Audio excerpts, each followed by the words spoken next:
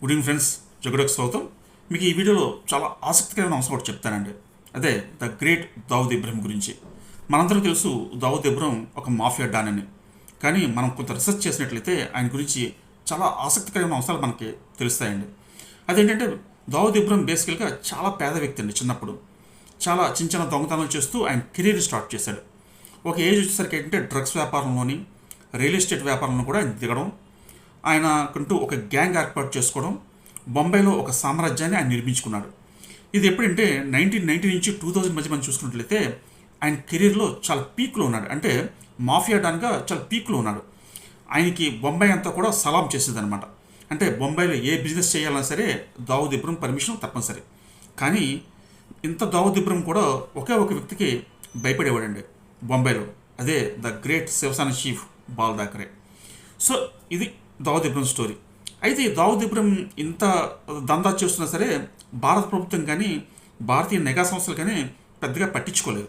కానీ ఎప్పుడైతే బొంబాయిలో బాంబు పేలులు జరిగాయో అప్పట్లో చాలామంది చనిపోయారు బొంబాయిలో, మీకు గుర్తుండి ఉంటుంది.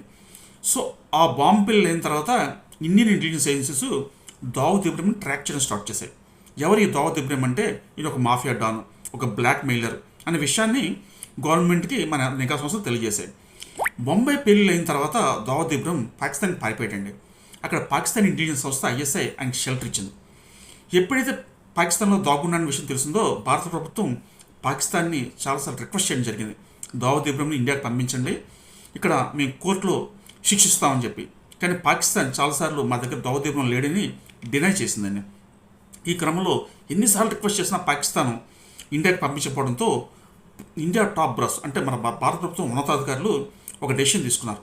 అదేంటంటే దావుద్ ఇబ్రహీంని చంపేద్దామని. సో అది మార్చ్ 22, 1999 అండి. ఇస్లామాబాద్లో ఆయన ప్రతిరోజు కూడా ఒక డెన్ నుంచి ఐఎస్ఐ ఆఫీస్కి వెళ్తారన్న విషయం భారతీయ నిఘా సంస్థలు పసిగట్టాయి. ఒక చాకు లాంటి మన రీసెర్చ్ అండ్ అనాలిసిస్ ఏజెంట్లు ఇస్లామాబాద్లో మారువేషాల్లో దిగారు. సో ఆ రోజు వచ్చింది మార్నింగ్ 9-9:30కి ఆయన డెన్ నుంచి బయటకు రావడం జరిగింది. ఇండియన్ ఇంటెలిజెన్స్ సీక్రెట్ ఏజెన్స్ నీర్లు ఒక 10 మెంబర్స్ అతి సోఫిస్టికేటెడ్ వెపన్స్తో రెడీగా ఉన్నారు, బయటకు వస్తే చంపేద్దామని. ఆయన ఇలా బయటకు వచ్చారు. అప్పుడే రీసెర్చ్ అండ్ అనాలిసిస్ వింగ్కి అక్కడున్న లీడర్కి మన ఢిల్లీ నుంచి ఒక ఫోన్ కాల్ వచ్చిందండి. స్టాప్ ద ఆపరేషన్, దాని మీనింగ్ అంటే చంపొద్దని. ఇమీడియట్లీ చంపే వ్యక్తులే వితిన్ సెకండ్స్లో దాన్ని ఆఫ్ చేశారు.